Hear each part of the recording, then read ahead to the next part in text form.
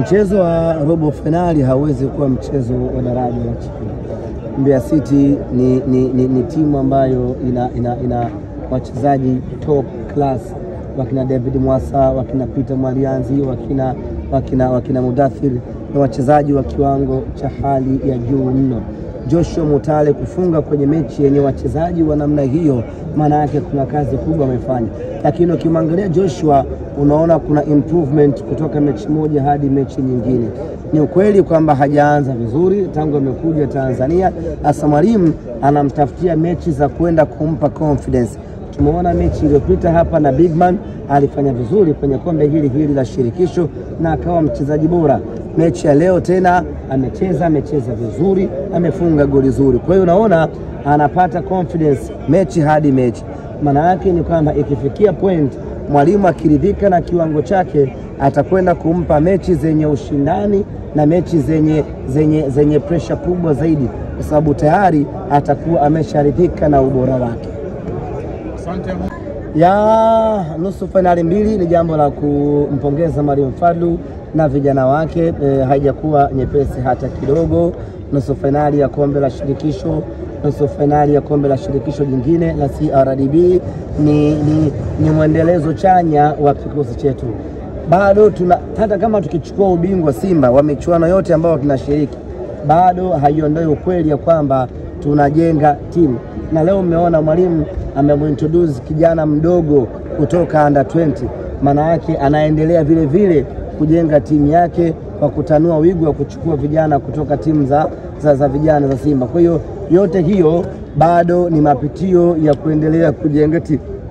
Kwa hiyo hata kama tunachukua ubingwa wa ligi kuu ya NBC, ubingwa wa kombe la CRDB, ubingwa wa kombe la shirikisho Afrika, bado ukweli hauondoki ya kwamba tunaendelea kujenga timu. Tofauti ni kwamba sisi ni timu kubwa. Huwezi kujenga timu ukiwa unashika nafasi ya 5, ya 6, ya 7 kwenye ligi, ama umeondolewa kwenye hatua za mwanzo za CRDB. Unajenga timu huku unapigania malengo ya klabu, kwa sababu mashabiki hawatakuelewa unajenga timu huku unashika nafasi ya 8.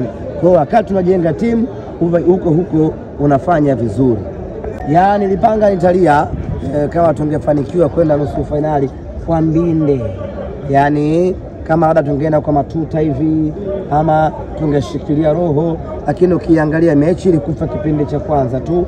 Baada ya goli la 3 la Joshua Mutale, mechi kawa imefia pale. Kwa hiyo nikawa nakosa ile pressure ya najua kulia hapa kuji bahati mbaya. Kulia inakuja kwa pressure.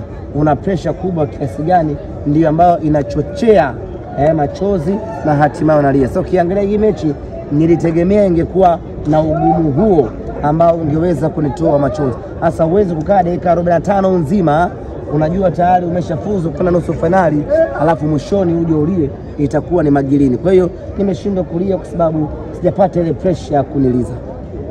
Tumefurahi, tumefanikiwa kufuzu, tunakuingia hatua ya nusu finali.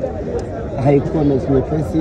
Wote tunafahamu Mbeya City pamoja na kwamba inashiriki ligi daraja la kwanza kwa maana championship, lakini ina wachezaji wengi wenye ubora na uzoefu mkubwa. Lakini kutokana na ubora wetu Simba Sports tumefanikiwa kuchukua kufuzu na kwenda hatua ya nusu finali. Kwetu ni mafanikio makubwa, kwa sababu msimu uliopita hatukuweza kufika hatua ya nusu finali.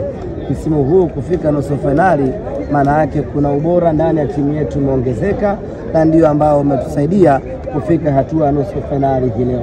Tunakwenda kujipanga kuhakikisha kwamba anayekuja kwenye hatua ya nusu finali naye tunamfunga na hatimaye tunakwenda finali. Kwenye michuano hii ya kombe la CRDB, kadri unavyopiga hatua moja kwenda mbele ndivyo unavyokutana na mpinzani mgumu zaidi.